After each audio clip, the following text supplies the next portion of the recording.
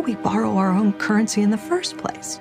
And print, and print, and print, and print, and print, and print, print, and print, and print, and print, and print, and print. The truth that our society is founded on the crime of money printing is the root cause of its criminality, self-destruction, and perpetual state of war. Not doing anything to stop that original crime is being a malignant narcissist. That is the truth, no matter what you say. Here's the proof. Evil is not committed by people who feel uncertain about their righteousness, who question their own motives, who worry about betraying themselves. The evil in this world is committed by the spiritual fat cats, by the Pharisees of our own day, the self-righteous who think they are without sin, because they are unwilling to suffer the discomfort of significant self-examination.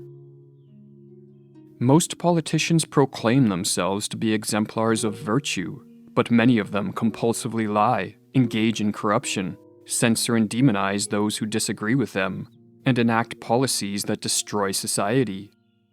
Are such politicians aware of their hypocrisy?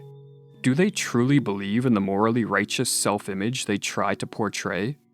In this video, drawing from the insights of the American psychiatrist M. Scott Peck, we explore the psychology of malignant narcissism in order to better understand the evil that has infected modern politics.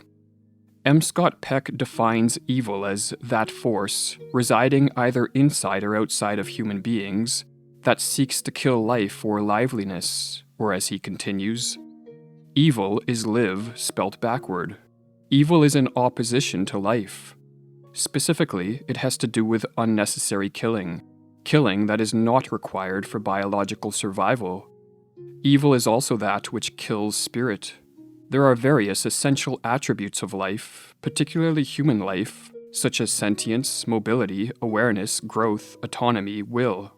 It is possible to kill or attempt to kill one of these attributes without actually destroying the body. Allowing the system we are all controlled by to permit private individuals to print and sell money to us, along with interest, thus enslaving every human being, is the action of a malignant narcissist. All of us are capable of committing evil acts, for as Alexander Solzhenitsyn noted, the line dividing good and evil cuts through the heart of every human being. Nonetheless, two types of people are particularly prone to evil actions: psychopaths and malignant narcissists. The psychopath's potential for evil is well known, but it is the malignant narcissists who may be responsible for more of the world's evil, as they outnumber the psychopaths. And as Peck writes in his book, The People of the Lie, it would be quite appropriate to classify evil people as constituting a specific variant of the narcissistic personality disorder. Psychiatrists have begun to pay increasing attention to the phenomenon of narcissism, but our understanding of the subject is still in its infancy. The central characteristic of narcissism is an inflated sense of self. Narcissists are overconfident and admire themselves to a degree that is not warranted by the reality of who they are or what they have accomplished. The narcissist's infatuation with a grandiose self-image leads to self-absorption, reducing their capacity to empathize with the feelings and experiences of other people. Narcissism exists on a continuum. Some of the milder forms of narcissism, such as identifying with an idealized self-image one creates on social media, are unhealthy but relatively benign. At the extreme end of the spectrum lies the pathology of malignant narcissism, in which one identifies with an illusory self-image of moral purity, or as Peck explains, utterly dedicated to preserving their self-image of perfection, malignant narcissists are unceasingly engaged in the effort to maintain the appearance of moral purity. While they seem to lack any motivation to be good, they intensely desire to appear good. This is the reason why society never changes or improves, and it's also why people hesitate to openly declare their desire to replace the criminal money-printing debt-slave system and bring everyone involved to justice. Their goodness is all on a level of pretense. It is, in effect, a lie.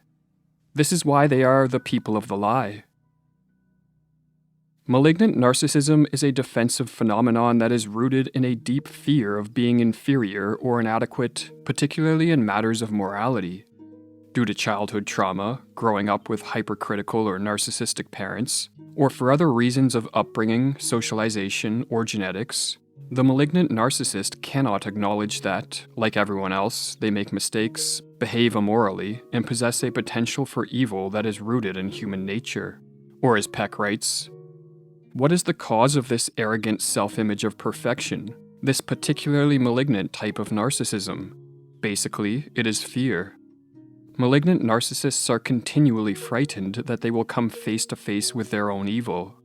This terror is so chronic, so interwoven into the fabric of their being, that they may not even feel it as such, and if they could, their omnipresent narcissism will prohibit them from ever acknowledging it. When psychologically healthy people commit an immoral or evil act, they acknowledge their wrongdoing, feel guilt and remorse, and attempt to make amends by returning to the side of the good. Most of us, in other words, have a functioning conscience which places moral constraints on our behavior.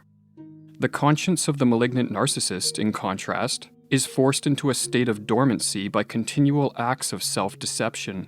This aligns with your malignant narcissist belief that it's everyone else's fault, because it is. Humanity is ensnared in a recurring cycle of self-abuse orchestrated by malignant narcissists afflicted with generational Stockholm syndrome. Like the child who abuses his child because he was abused by his father. As the malignant narcissist's identity is anchored in a grandiose self-image of moral goodness, when he morally falters, he resorts to rationalizations, confabulations, and other defense mechanisms to maintain a feeling of moral righteousness, thus bypassing the conscience and escaping feelings of guilt. Because the malignant narcissist silences his conscience with ongoing self-deceptions, he can repeatedly lie and behave in ways that oppose life, yet still believe that he is on the side of good. Or as Peck explains further, it is not their sins, per se, that characterize malignant narcissists. Rather, it is the subtlety and persistence and consistency of their sins. This is because the central defect of malignant narcissists is not the sin, but the refusal to acknowledge it. Rather than blissfully lacking a sense of morality, like the psychopath, malignant narcissists are continually engaged in sweeping the evidence of their evil under the rug of their own consciousness. It is out of their failure to put themselves on trial that their evil arises. One of the main self-deceptive mechanisms which the malignant narcissist uses to avoid awareness of his morally imperfect self is, paradoxically, the very mechanism that leads him to commit some of his most evil acts. This mechanism is scapegoating, which, as Peck notes, works through a mechanism psychiatrists call projection. Now, the government definitely prints money, and then it lends that money by selling bonds. A lot of times, at least to my ear with MMT, the language and the concepts can be kind of unnecessarily confusing, but there is no question that the government prints money, and then it uses that money to,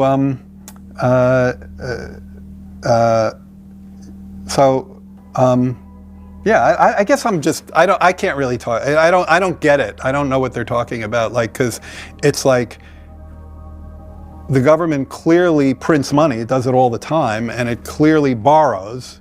Otherwise, we wouldn't be having this debt and deficit conversation. So I don't think there's anything confusing there. The malignant narcissist unconsciously externalizes the emotions and motivations he cannot accept in himself, attributing them to other people, and he then blames these targets for what in reality are his own moral failings and wrongdoings. A predominant characteristic of the behavior of malignant narcissists is scapegoating, explains Peck. Because in their hearts they consider themselves above reproach, they must lash out at anyone who does reproach them. Since they must deny their own badness, they must perceive others as bad. They never think of themselves as evil. On the other hand, they consequently see much evil in others. Narcissistic scapegoating is on full display in the political world. Many politicians today are so desperate to appear morally righteous that they categorically refuse to consider the possibility that their policies, mandates, and social reforms are the primary drivers of much that is wrong with society.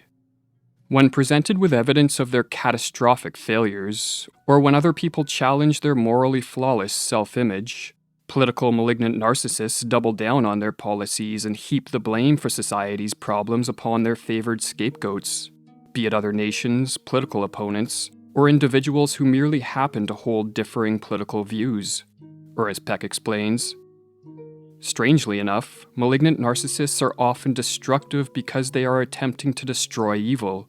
The problem is that they misplace the locus of the evil. Instead of destroying others, they should be destroying the sickness within themselves. As life often threatens their self-image of perfection, malignant narcissists are often busily engaged in hating and destroying that life, usually in the name of righteousness. They sacrifice others to preserve their self-image of perfection. They create for those under their dominion a miniature sick society.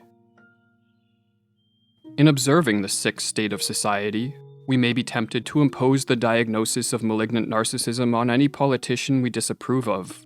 But in so doing, we run the risk not only of a misdiagnosis, but worse, of mimicking the malignant narcissist's scapegoating behavior. Or as Peck reflects, indeed, might I not be guilty of evil myself by so labeling others who disagree with my opinions? Might I not be misusing the concept of evil by facilely applying it to any and all who oppose my judgment? To avoid misdiagnosing and scapegoating others, we need to become more conscious of our dark side. For the more aware we are of our own moral failures and potential for evil, the less likely we are to project our dark side onto others. Or as Jung writes, many projections can ultimately be integrated back into the individual once he recognizes their subjective origin. But by facing up to our dark side, we do more than withdraw our projections. We also develop a sixth sense to detect the darkness which lurks behind the malignant narcissist's morally pure mask. For as the psychologist Marie-Louise von Franz observed, if one knows about the evil possibilities within oneself, then one develops a kind of second sight, or capacity for getting a whiff of the same thing in other people. To go down into the depths of one's own evil enables one usually to develop the instinctual recognition of corresponding elements in other people. With a heightened capacity to detect evil, we can help others overcome their naivety regarding the reality of human evil. For the reason malignant narcissists are able to gain popular support and persist in positions of political power is because most people refuse to fathom the fact that someone who tries so hard to appear good can in reality be morally corrupt. Most people, in other words, do not recognize that evil has a tendency to cloak itself in the good. Or as the psychologist Erich Fromm observed, the main fallacy which prevents people from recognizing potential Hitlers before they have shown their true faces lies in the belief that a thoroughly destructive and evil man must be a devil and look his part, that he must bear the sign of Cain so visibly that everyone can recognize his destructiveness from afar. Such devils exist, but they are rare. Much more often, the intensely destructive person will show a front of kindliness. He will speak of his ideals and good intentions. Hence, as long as one believes that the evil man wears horns, one will not discover an evil man. As more of us become aware of the political evil that is dividing and destroying society, we should try, as much as possible, not to let anger and hatred sully our attempts to be a force of good. Malignant narcissists are easy to hate, but harboring hatred only nourishes their malevolence and makes us easy targets of scapegoating. Hatred also harms us through the stress it generates in the mind and body. Rather than stewing in hatred, we should focus our energies on spreading the truth, as truth is one of the greatest weapons against evil, hence why Satan is often referred to as the father of lies. We should call out the hypocrisy of the political malignant narcissists, expose their lies, mock their overweening moral pride, and watch on as the truth renders their behavior increasingly desperate, erratic, and eventually self-destructive. Pride goeth before the fall, or as M. Scott Peck concludes, the evil hate the light of goodness that shows them up, the light of scrutiny that exposes them, the light of truth that penetrates their deception. Be the beacon of truth and break the generational cycle of self-abuse. We must begin somewhere, and what better place than at the root of all crime? Join the PAEACPAB. It stands as the only genuine opposition to the New World Order.